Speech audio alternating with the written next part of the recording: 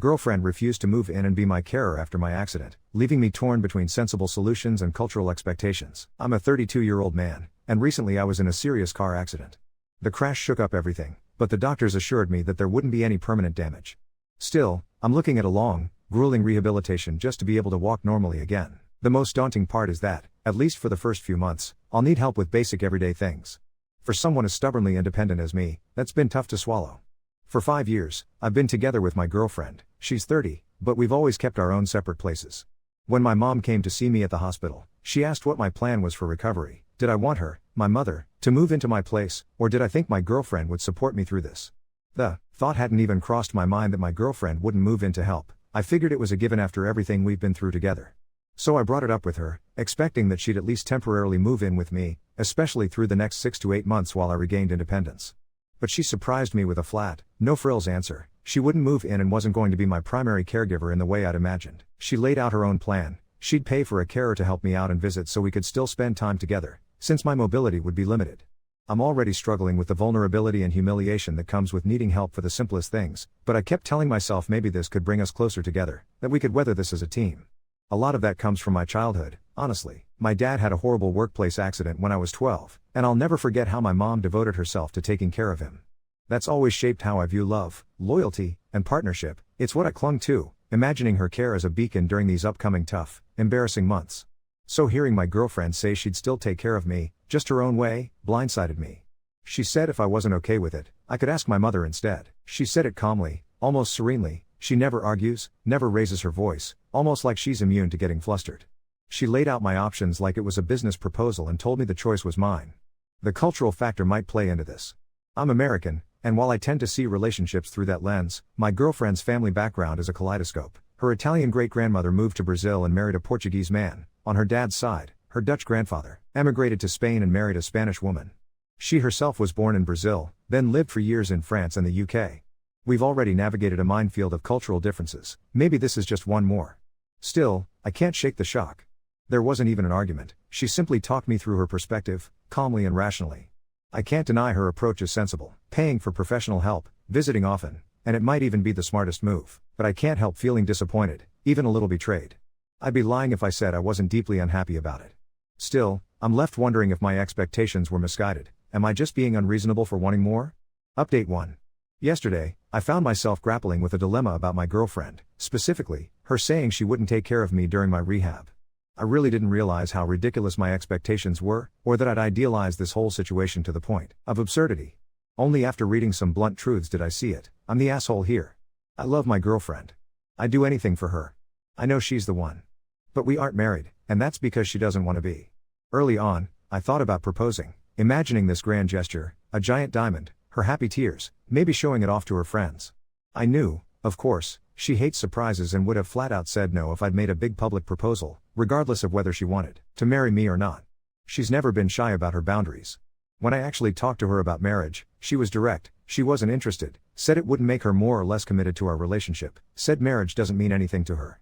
She did add, though, that if it was truly important to me, we could eventually do it. I mulled over her words for weeks. I'll admit, I was disappointed. There was a part of me caught up in the fantasy of it all, but the truth is, I realized my urge to get married wasn't real. It was just the idea of following the next step, this notion that every woman expects a ring. When it came to moving in together, I brought that up as well. I'd expected us to live together during lockdown, but she had a friend stay with her, someone who had no family, didn't want to be alone, and brought her mother over from Brazil, partly to prevent her mom, a COVID denier, from getting reckless. After the pandemic, we talked about living together again. She was open but insisted we'd need somewhere new, and she was firm about certain non-negotiables, like having our own bedrooms. She needs her own space, her own way of keeping things. When she wants alone time, she'll just spend a few days in a hotel, which is exactly what she did when her place was packed with family and friends. Some of this struck me as eccentric, but none of it seemed truly outrageous. I agreed. We were house hunting before my accident. People ask if I'd be willing to do the same things for her, if my devotion matches hers. I can say without flinching, yes, absolutely. I'd follow her anywhere. I know how much she loves to travel. She used to move country to country, never staying anywhere for longer than 6 months pre-pandemic. Now she's less restless, but I know it's only a matter of time before she gets that itch again.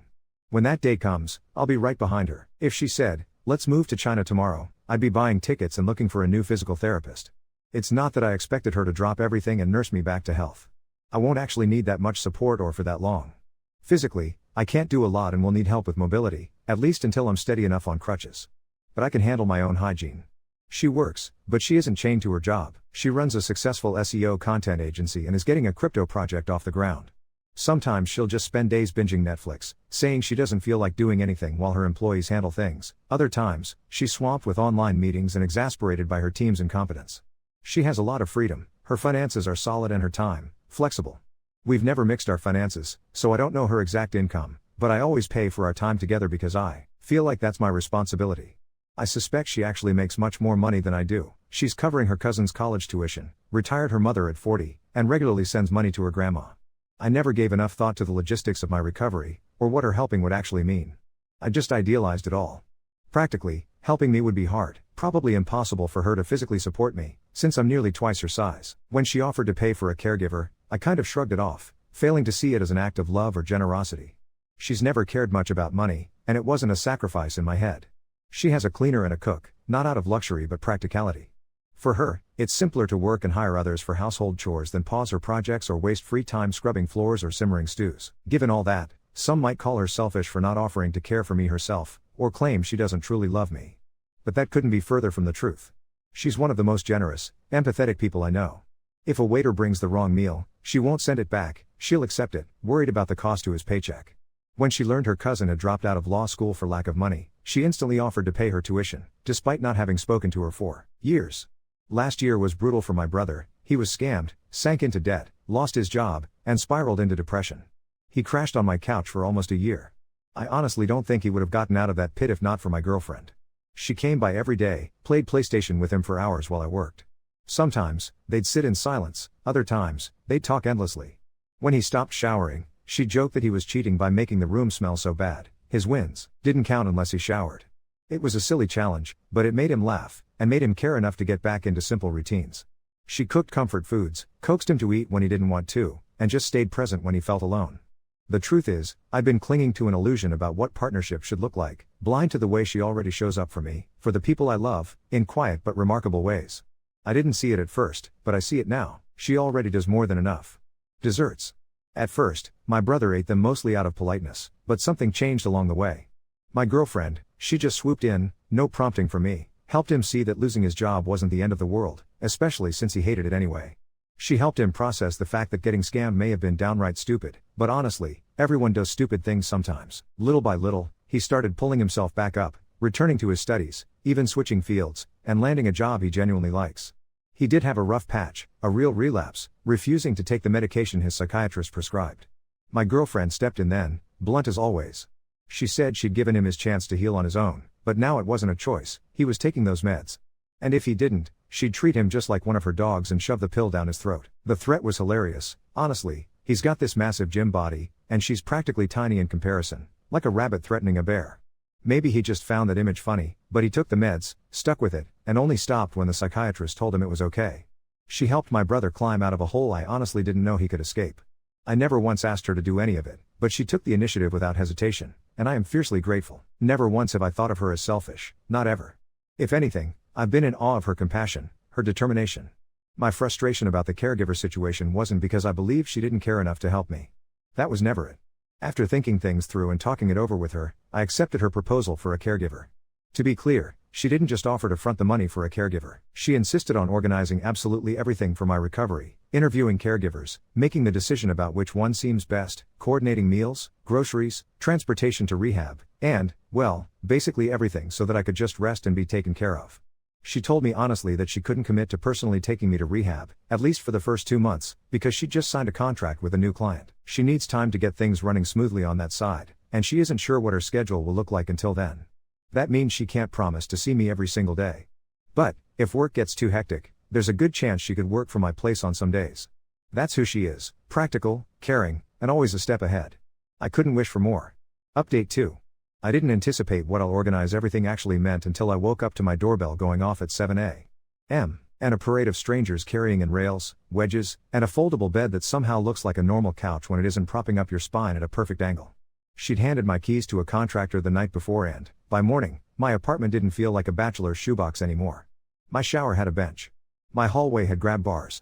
My rug, my favorite, The one my brother spilled chili on and swore wasn't his fault, was gone because it could catch crutches and kill me. The fridge was stocked with neatly labeled containers, my meds came in a plastic dispenser with days of the week in her handwriting, and there was a printed schedule taped to the inside of my front door, the kind that looks like it belongs backstage at a theater. Who's coming when, which appointment, which Uber. She'd made a Notion page for Recovery HQ with tabs for PT, pain logs, meals, rides.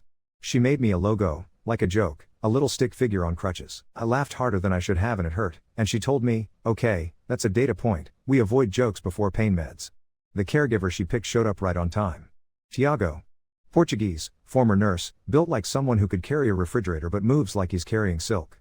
He introduced himself to me and then to my furniture, tapping tables, measuring the gap between couch and wall, picking up my coffee table and shifting it 2 inches so my crutches wouldn't snag. My instinct was to insist I could do most of it myself. He didn't argue. He simply said, if you want to do it yourself, you tell me and I will only be your shadow. And then he shadowed, and every time I hesitated, the shadow stepped in before I fell.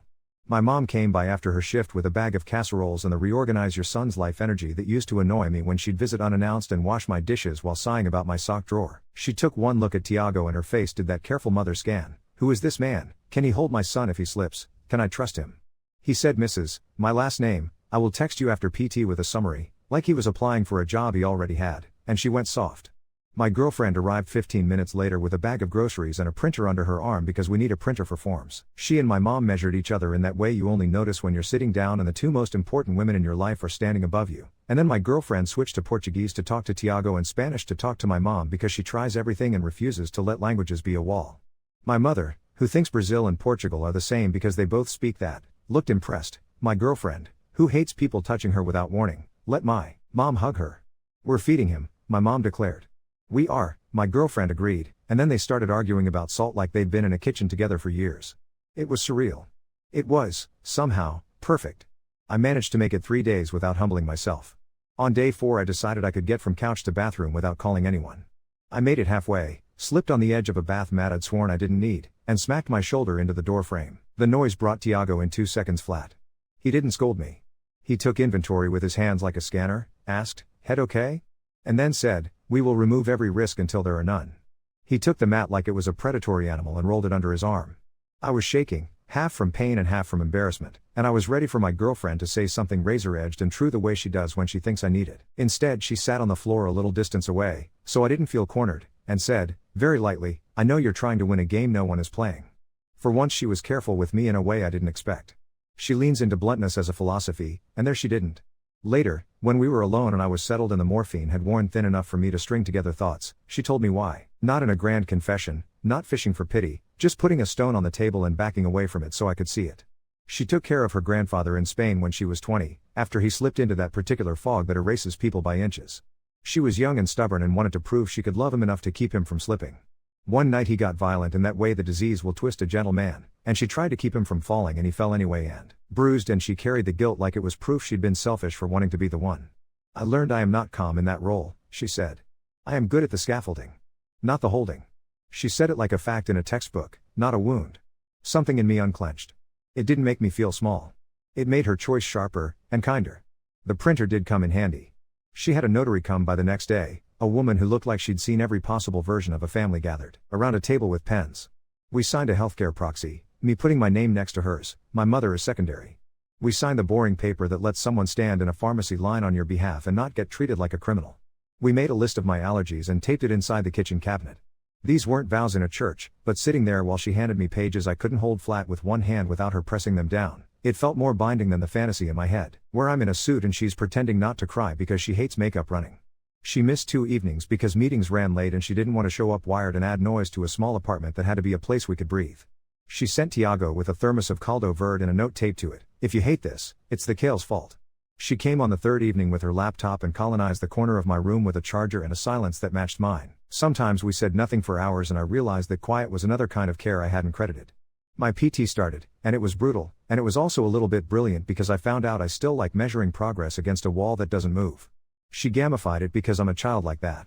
She bought a big piece of brown craft paper and taped it to the wall and drew ridiculous trophies at different heights. First reach. First day off the heavy painkillers. First day sleeping through the night. When I hit a marker she made a colored dot and wrote the date. It made my mother laugh. We're turning you into a school project, she said.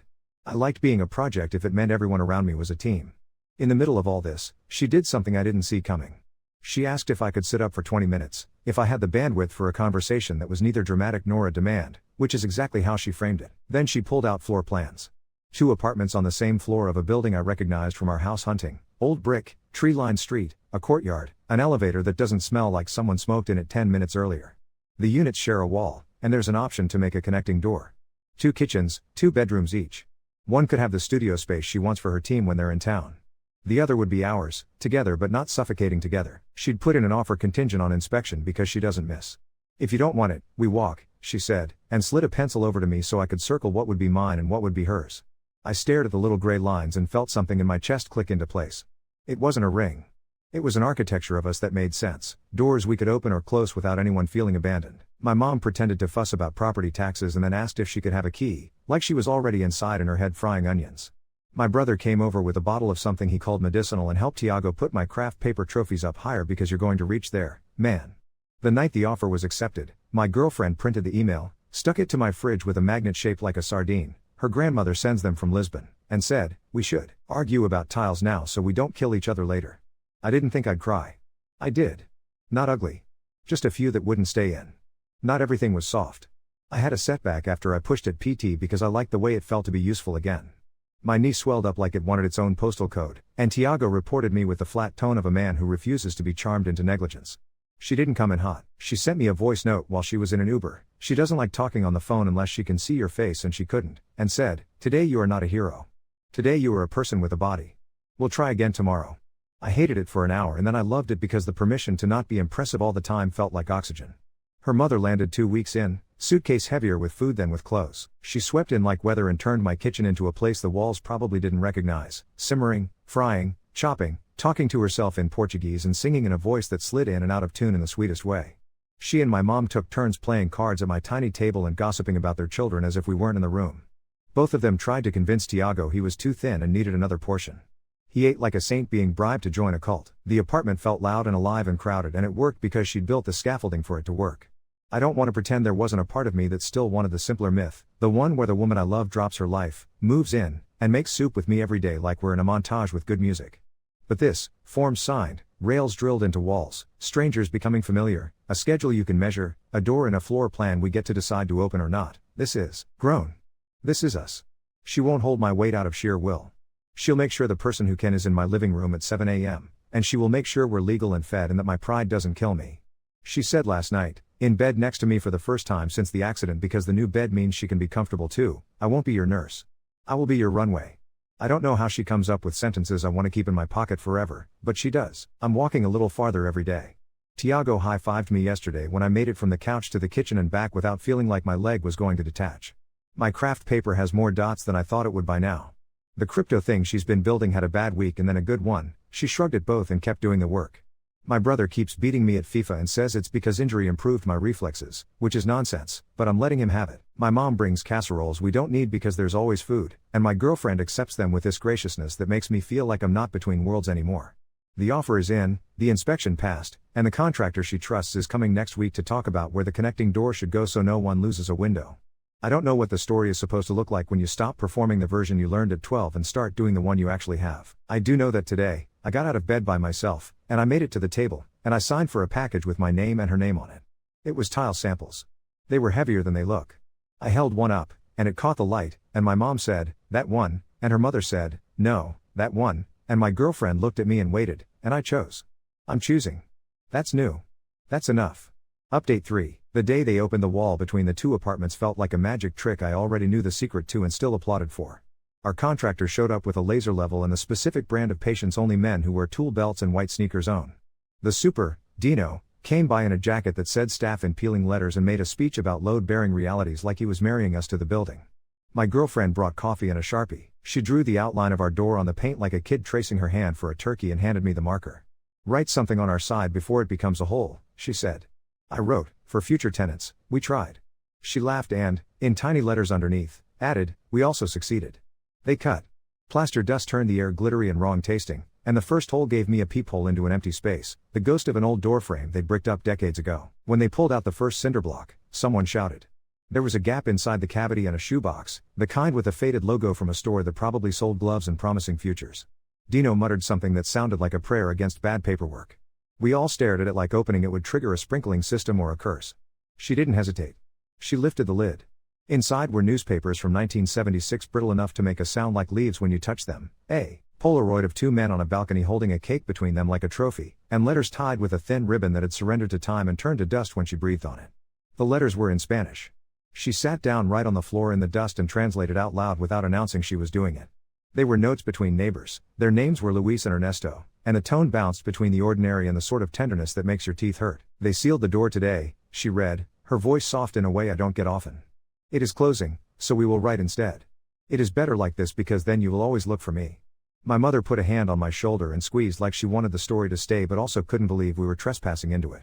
My girlfriend put the Polaroid on her knee and said, very matter of fact, we're putting it back. We didn't get to be romantic about it for long because a member of the board arrived, a small woman with a big haircut and a pinched mouth I recognized from the elevator mirror.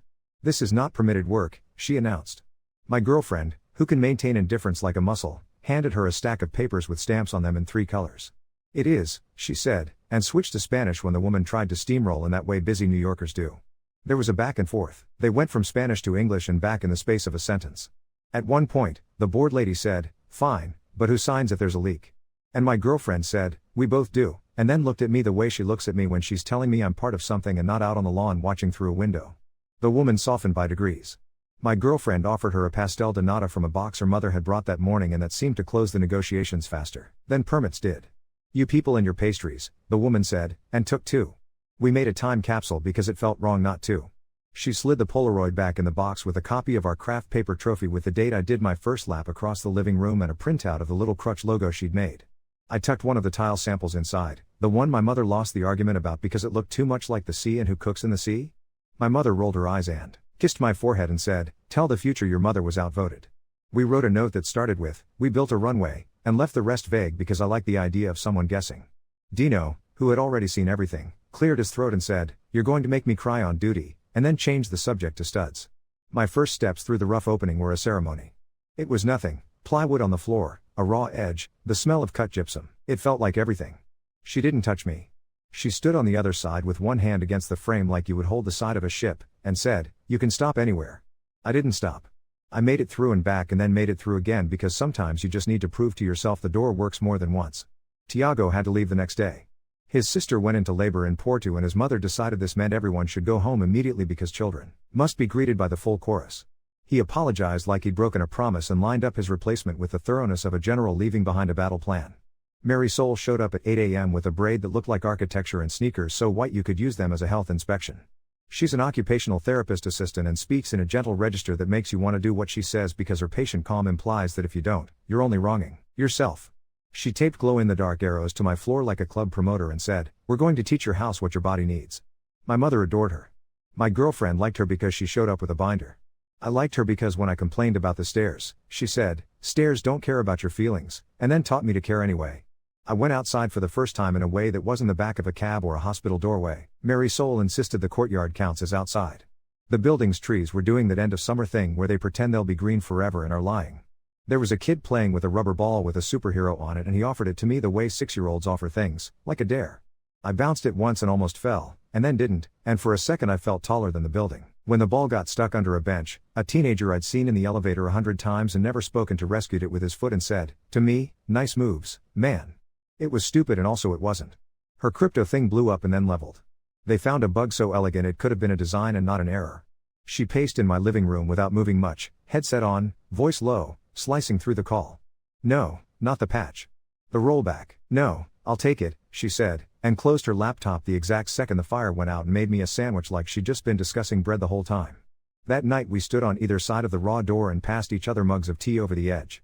It was ridiculous and perfect and I thought about Luis and Ernesto and how many of us spend stupid amounts of time figuring out how to pass a cup through a wall we could have knocked down sooner. There was a weird twist. To get the final sign-off for the connecting door, the building wanted proof that we were one household, because New York bureaucracy needs your soul and then some. My girlfriend hates performative gestures but loves a form, so she sent me a text that said, City Hall tomorrow? Bring ID. We registered as domestic partners under fluorescent lights that make everyone look like they're auditioning for a DMV commercial. The clerk had a voice that could sand wood and called us by our first names as if we were doing something quaint. When she handed us the paper, it felt like getting a diploma to a school only we knew was good. We celebrated with a hot dog on a street corner because the fancy place she chose had a step too high for my pride that day, and she said, "Fine, the curb is a table," and put napkins on my knee like we were at a picnic. My mother texted, "Is this a wedding?" with 20 emojis of the wrong kind, and I sent her a picture of the certificate and a picture of the hot dog. She said, "You could have told me to dress nicer." That same afternoon, I did stairs. 3, then 5, then 8.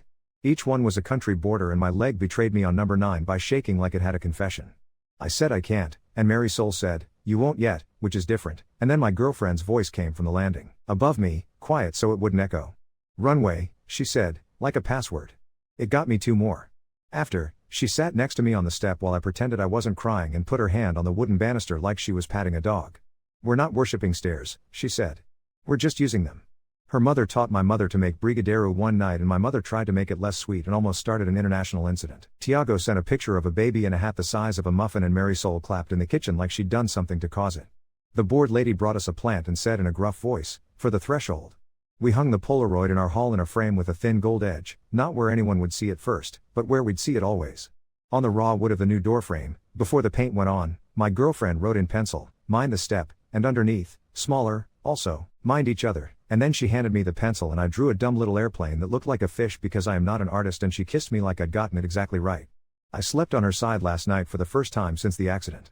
Not my bed, not the hospital wedge, not the couch that pretends to be a bed when it's being helpful, but her bed, on the other side of the new door, with a pillow that smells faintly like her mother's laundry soap and dog hair because she brought her dogs over as if it were no big deal that tiny animals could weave themselves between crutches.